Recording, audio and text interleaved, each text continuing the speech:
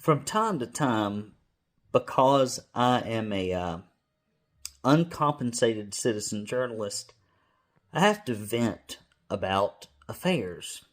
And I'm going to do that now, if you'll indulge me. So, we have the worst illegal immigration crisis our nation has ever seen in my adult lifehood of paying attention to politics for about 20 years now. We can see the signs of it all through Tennessee. It is everywhere. You can see it in the education system, the criminal justice system. You can see it in the healthcare system. You can see it in the social support systems.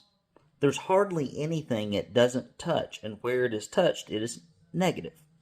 Typically meaning that the burden is placed on the back of Tennessee taxpayers, that our kids who are in classrooms get less attention in environments that are not as conducive to learning.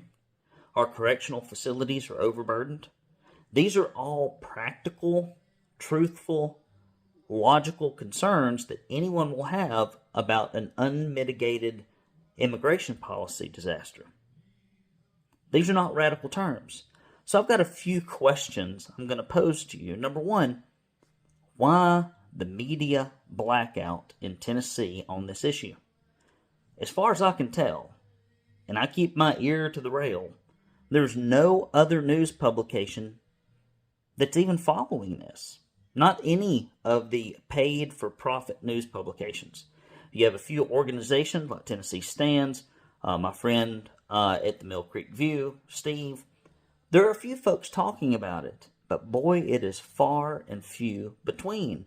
Yet when we survey people, and GOP primary voters in particular, which make up, 70-some-odd% of the electorate in Tennessee, they think it's the number one issue that needs to be addressed at the state level.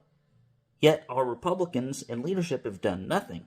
You would think some news outlet somewhere in the state of Tennessee would pick this story up, but we seem to be the only one that runs it. We've been running it for 3 years, and we can't get anybody else to pick it up. It's amazing. It just shows you two things. Number one is the extreme, remarkable media bias.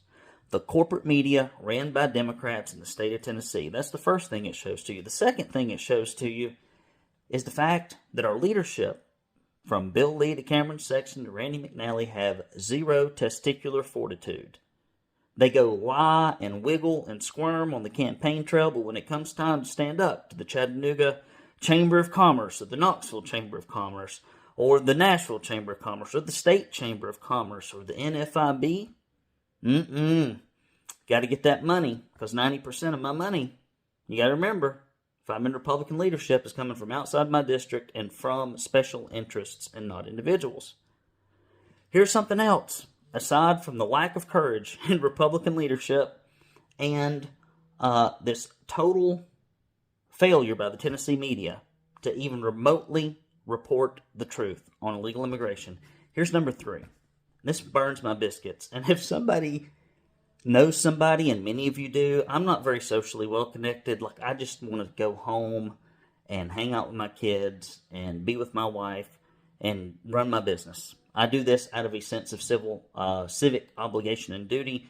I don't do it because it makes me any money. But we've got some folks in this state. We've got Ben Shapiro, Matt Walsh, Candace Owens, and a few other folks, right? They are Tennesseans.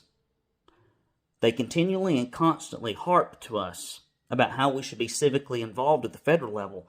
But I have not seen their fingerprints on anything except for Matt Walsh's expose on transgender stuff. Now, if they live in the state and they do not practice the virtue that they preach of getting involved in politics, I don't see the point. I don't see the point. I know that there's no money to be made in it. I completely get that. There's no way to monetize it. It is a waste of your personal time, but it is also a civic duty. And so I wish anybody, closed circuit transmission to somebody who has a connection to any of these large national people that live in our state that for whatever reason are sitting on the political sideline as it relates to state legislation, not exclusively, but mostly. I think I could call up any of them and say, hey, do you know what's going on in the legislature? And I think most of them go, no, who? I wonder occasionally if people could say, well, this is my state rep, this is my state senator, this is how they voted. I don't think they could. Not most of them. And I've not heard anything from anybody. I've reached out a few times too. I give up after a while, I'll just be honest. So these are things that are on my heart as a conservative in Tennessee, as a Christian. Number one, we have a media we can't trust. Number two, we have Republican leadership refusing to tackle this one tough issue of illegal immigration. And number three, I don't see any of these national potentates who have moved here because their city or town or country or state sucked. I'm sorry. That have moved here because their state or country or whatever sucked. They're here, right? They're in Tennessee. They fled to the last place, but I don't see them being involved in state politics. What's up with that? You tell me in the comments section, because I am baffled. Brandon Lewis here with the Tennessee Conservative News. This is what they used to call on the Family Guy, grinding my gears. What grinds my gears? This is what gets me. I'm just like, it's baffling. I mean, I know the answers, but it's still disappointing. It's still disappointing, even when you know the answers. Guys, I love you. Take care. Keep fighting the state and local fight out there, guys. We need all of you. We're few in number, but we're committed. Take care.